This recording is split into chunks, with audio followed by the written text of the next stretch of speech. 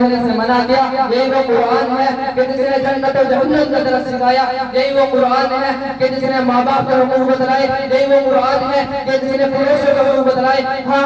آج مجھے کہنے دیجیے کہ یہی وہ قرآن ہے کہ جس نے سائنس کو وجود بخشا، یہی وہ قرآن ہے جس نے میزائل اور کمپیوٹر بنانے کا نسخہ بتایا، یہی وہ قرآن ہے کہ جس نے ٹیلی فون اور موبائل بنانے کا طریقہ بتایا، یہی وہ قرآن ہے کہ جس نے رنگوں میں انسانوں کا چاند پر جانے کا ہنر بخشا، یہی وہ قرآن ہے کہ جس نے طوفان اور ہوائی طائروں کو بنانے کا سسٹم بتایا، یہی وہ قرآن ہے کہ اس میں سارے علوم و فنون موجود ہیں، علم سائنس قرآن میں موجود ہے، علم جغرافیہ قرآن میں موجود ہے، علم دین قرآن میں موجود ہے، علم سیاست قرآن میں موجود ہے، علم دین و دنیا قرآن میں موجود ہے، علم سحر قرآن میں موجود ہے۔ مختصر یہ ہے کہ سارے علوم و فنون قرآن میں موجود ہے۔ یہ زمین و آسمان بہروبر ہے قرآن میں، یہ زمین و آسمان بہروبر ہے قرآن میں، مختصر یہ ہے کہ خوش گزر ہے قرآن میں۔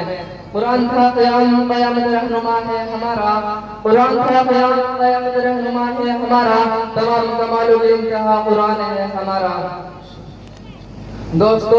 آج کے اس نازک پرخطر دور میں حفظ کلام پاک کو فضول و بیکار سمجھا جا رہا ہے، اس کے الفاظ رٹنے کو حماقت بتلایا جا رہا ہے، کہا جا رہا ہے کہ اس کے الفاظ رٹنا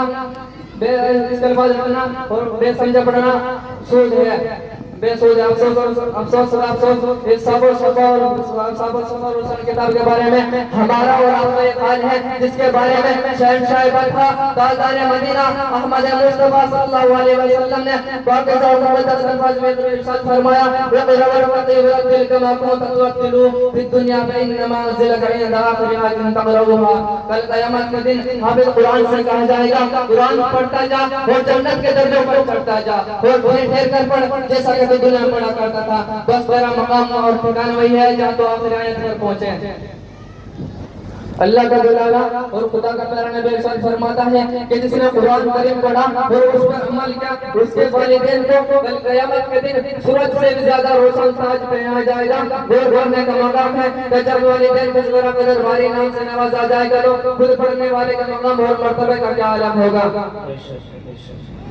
دوستو، کل قیامت کا میدان ہوگا اور ایسے 10 آدمی جن کے لیے جہنم واجب ہو چکی ہوگی، حافظ قرآن اپنی رب کی بارگاہ میں سفارش کرے گا، پروردگار عالم اس کی سفارش قبول فرمائیں گے اور ان لوگوں کو جن پر جہنم واجب ہو چکی ہوگی حافظ قرآن کی برکت سے نجات عطا ہوگی۔ بزرگوں اور دوستوں، ہوشیار ہو جائیے اور خواب غفلت کا حجاب چاک کیجیے، قرآن پاک سے وابستہ ہو جائیے، قرآن خود بھی پڑھے اور اپنے بچوں کو بھی پڑھائے۔ خدا نہ خواستہ اگر آج ہم نے اپنے بچوں کو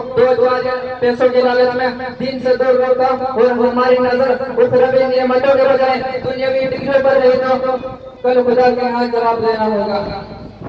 میں اپنی بات کو اس شاعر کے ساتھ ختم کر رہا ہوں۔ قرآن کی عزت کروائے مسلمانوں اپنے اپنے سینوں میں، قرآن کی عزت کروائے مسلمانوں اپنے اپنے سینوں میں، یہ دولت نہیں ملے گی تمہیں زمین و آسمانوں میں۔ مسلمانوں کسی ہندو شاعر نے کہا ہے، کیا ہی سوا کیا ہے، میں غیر مسلم ہو تو سر پر اٹھا کر قرآن لا سکتا ہوں، میں غیر مسلم ہو تو کیا ہوا سر پر اٹھا کر قرآن لا سکتا ہوں، مسلمانوں اپنے اخلاق درست کرو تمہیں دیکھ کر میں ایمان لا سکتا ہوں۔ وما علینا الا البلاغ۔